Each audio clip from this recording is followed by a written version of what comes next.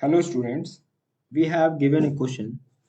So this question is totally based on multiple choice question.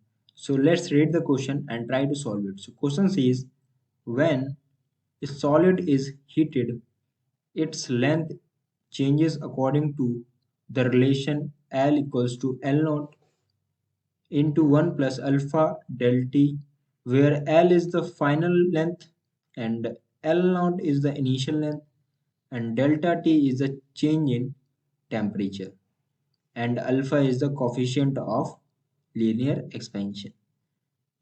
The change in area of the solid upon heating called superficial expansion.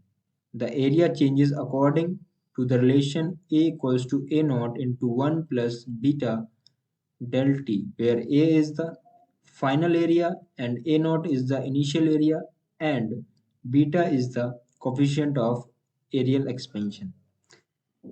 A metal disc having a circular hole at its center is heated.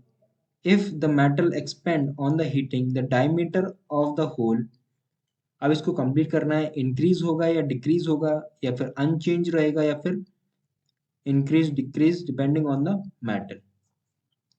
Okay, तो question क्या बोलता है?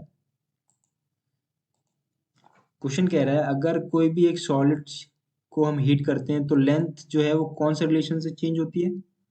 वो change होती है L is equals to L not into 1 plus alpha del T, जहाँ पर L क्या होता है? L होता है हमारा फाइनल लेंथ और एल नॉट होता है वो हमारा होता है इनिशियल लेंथ और डेल टी होता है वो होता है चेंज इन टेम्परेचर और अल्फा होता है कोफिशिएंट ऑफ लीनियर एक्सपेंशन.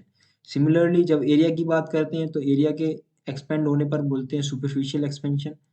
तो area is equals to A not into 1 plus beta change in temperature. ठीक है, यहाँ पर ए क्या होता है? ये होता है फाइनल एरिया और ए नोट होता है इनिशियल एरिया और बीटा होता है कोफिशिएंट ऑफ एरियल एक्सपेंशन. तो जो बीटा होता है वो किसके इक्वल होता है? 2 टाइम्स ऑफ अल्फा. ठीक है, ये एक रिलेशन होता है. तो हमसे पूछा गया है अगर एक मेटल डिस्क है having circular hole at it centre. ठीक है, ये एक मेटल डिस्क है, इसके बीच में एक होल है. ठीक है, तो जब इस मेटल को हम हीट करेंगे, when we heat this metal, ये क्या होगा? एक एक्सपेंड होगा, right?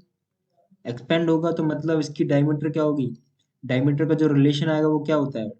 d is equals to D not into 1 plus alpha del T, right? ये डायमीटर का रिलेशन हो गया अगर डायमीटर चेंज हो रही है तो यहाँ से हम क्या बोल सकते हैं? डी नॉट अगर पॉजिटिव है, ठीक है, वो ऑलवेज पॉजिटिव ही होती है वैसे, और अल्फा क्या होता है? लीनियर एक्सपेंशन, तो ये भी क्या होता है? पॉजिटिव होता है.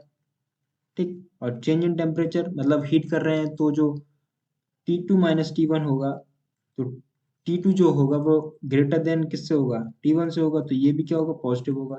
तो यहाँ से हम बोल सकते हैं कि जो हमारी diameter of the metal of the hole होगी वो क्या होगी? टेम्परेचर पर डिपेंड करेगी. ठीक है, टेम्परेचर पर डिपेंड करेगी. तो जैसे जैसे टेम्परेचर बढ़ाएंगे तो डायमीटर ऑफ होल क्या होगी? Will increase, right? जैसे जैसे टेम्परेचर बढ़ाएंगे तो ये एक्सपेंड होगा मेटल. मेटल एक्सपेंड होगा तो ऑब्वियस सी बात है जो क्या होगी? इसकी डायमीटर जो है वो चेंज होगी.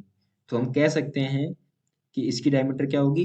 इंक्रीज होगी. Diameter of the hole will increase. So finally we can conclude that the option A is the correct answer. Option A will be the correct option, correct answer. So I hope you got the solution. Thank you.